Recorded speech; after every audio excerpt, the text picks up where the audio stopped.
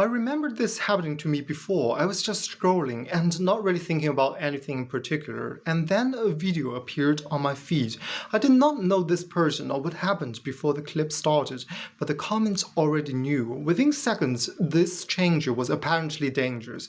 What I felt was not really certainty, it was more like relief. Finally, here's someone I'm allowed to hate without feeling like a bad person. You probably know this feeling. Sometimes I would just press like on the harshest comment. For a moment, I felt like I was inside the group. Well, if Confucius were here, I think he would become uncomfortable at this point. He would not say anger is always wrong, public criticism can be necessary, but he would ask what formed the emotion before it became judgment. Looking back, I started to realize something. Sometimes the crowd is talking about justice. Maybe the person really did something wrong. That part can be true, but at the same time, something else is happening underneath. I began to notice how often I was already stressed or frustrated before I even opened the app, from work and all the small frustrations that had built up during the day. Then I would see this changer, and suddenly all that emotion has somewhere to go. I could see the same thing happening in the comments. People were not only judging him, they were using him as an outlet. At first I thought social media created it, but no, the tendency was already here. Social media gave it a vessel. People were already divided. The feed simply learned how to pull those emotions into the same rhythm until moving together started feeling like moral clarity. I used to think the algorithm was the main thing shaping people, as though we were neutral before the feed arrived, but that is not how it works. But before the feed sorts your attention, your environment has already been doing it. Think about how many hours we spend at work. When you spend years doing the same kind of work, it quietly changes how you think. If your work is repetitive, your mind starts expecting the world to be predictable, but it is not just repetition. In a different environment, the effect is completely different. I have seen people in finance start to look at everything in terms of risk and return, even relationships, even decisions that should not be reduced that way. In highly competitive settings, people start interpreting every interaction as a contest. Different environments train different kinds of attention. To be fair, we can reflect beyond our environment. But most nights, we are too tired to rebuild our worldview from scratch. Daily life has already trained our attention. Then we go online and find thousands of people who see the world in a similar way. Confucius talked about how repeated practice forms perception. That is part of why ritual matter to him. What you repeatedly do does not stay outside you. I used to think I was free because I was not following any formal ritual, but in reality I was spending my day moving the rhythm of work and my night letting the feed organize my attention. I thought I had escaped formation just because nobody called it formation. I was not inheriting a complete worldview. Actually, I was assembling one. Part of my psychology came from therapy videos, while politics gave me moral language. Then one spiritual idea online would suddenly seem to explain everything. At some point, I realized that a lot of modern thinking works like a buffet right now. Even something like Catholicism, for many people today, becomes like a kind of a buffet. They keep the comforting parts and detach them from the demands and structure that once gave them meaning. Even though borrowing ideas is not the problem, every tradition has learned from somewhere else. When no larger structure holds the pieces together, inner conflicts start to appear, and feeling becomes the glue. When I found people who reacted like me, I felt like confirmation. Finally, somebody understood me, and being understood does matter. But then something subtle happens. Because these people understand how I feel, I start to assume they must also be right about why I feel it. Investigation is slower and may reveal that your group is only partly right. Resonance gives you a home immediately. A partial truth can give an emotion somewhere to live. The danger is when that one piece starts being treated as if it explains everything.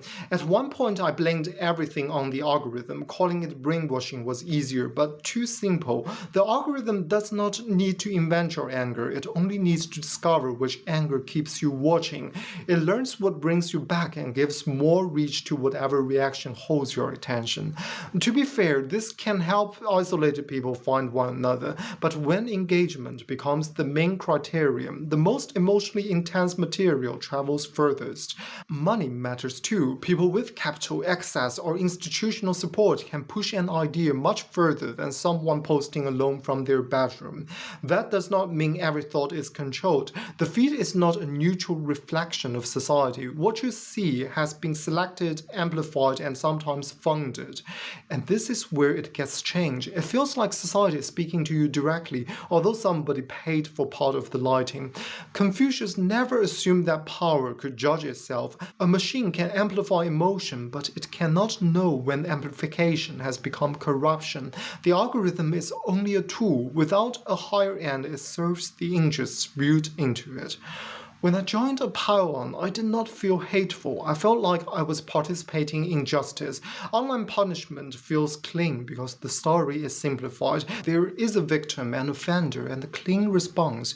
You have probably seen this too. Someone hesitates and immediately people question why they are defending the wrong person. And yes, sometimes public pressure exposes real problems, but something changes when punishment becomes enjoyable. I came across Rene Girard's idea that groups sometimes release their internal tension by focusing it onto one person. Once that person is treated as the source of the problem, attacking him gives everyone else a temporary sense of relief. Social media makes it possible to repeat this process every day. The target may have generally done something wrong, but after a certain point, people begin dumping frustrations onto him that have little to do with the original act. Blaming him allows the group to avoid its own disorder and feel united again. Confucius said the gentleman is harmonious but not identical. The petty person is identical but not harmonious. Harmony does not mean everyone says the same thing. It means people can disagree but still remain connected to something higher than the mood of the group. But online, I started noticing something different. Groups often expect sameness. They expect you to use the right words and react quickly enough to prove you belong. You can repeat everything the group says and still not have any real relationship with the people in it. We often call this solidarity, but repeating the same language does not prove that harmony exists. To be fair, every community needs boundaries. Do these boundaries protect a real moral order or only protect the group from examining itself? A mature person can disagree without demanding expulsion. A fragile group experiences disagreement as a threat. When nothing stands above the group, there is nowhere for real difference to exist. I had to confront how confidently I used words like freedom, justice, or authenticity without thinking deeply about what they meant. At a basic level, freedom can mean doing whatever I want, and I realized I was often operating at that level while speaking as if I fully understood the concept. The words were not necessarily wrong, my understanding was thin. If you imagine someone at level 1 of understanding speaking with level 10 certainty, that is a dangerous combination. Social media gives that shallow certainty, an audience, and instant feedback. And the most dangerous part is that you do not feel ignorant, you feel morally awake. At some point, I had to admit that real education is uncomfortable. It requires admitting that something in you is unfinished. So we reject people who openly try to form us while accepting deeper formation from work and the feed because it feels less visible. Confucius might call this educated foolishness, having opinions about everything but no inner anchor telling you when to stop. Sometimes a group stopped explaining what I was going through, and then another group seemed to understand me better, and joining it felt like waking up. I was not leaving tribal thinking, I was just changing tribes. I learned a new vocabulary and eventually found a new enemy. A fragmented person needs somewhere to belong and somewhere to place emotions he cannot resolve alone. Without a larger order, something like Tao or Logos to hold those emotions, the group absorbs them until it needs an outlet. Confucius would not be surprised that people form tribes. Human beings need connection, but I think he would be surprised that we have so much information, yet so little formation capable of telling us when to stop. The real tragedy is this: our moral emotion is real, but that energy gets captured too early, before it has time to turn into real understanding. The feed gathers people around one fragment of truth. Once the group finds an enemy, the system has every reason to keep the conflict alive. Once the crowd starts to feel like truth, you stop noticing that you are no longer thinking. You only notice that you finally belong.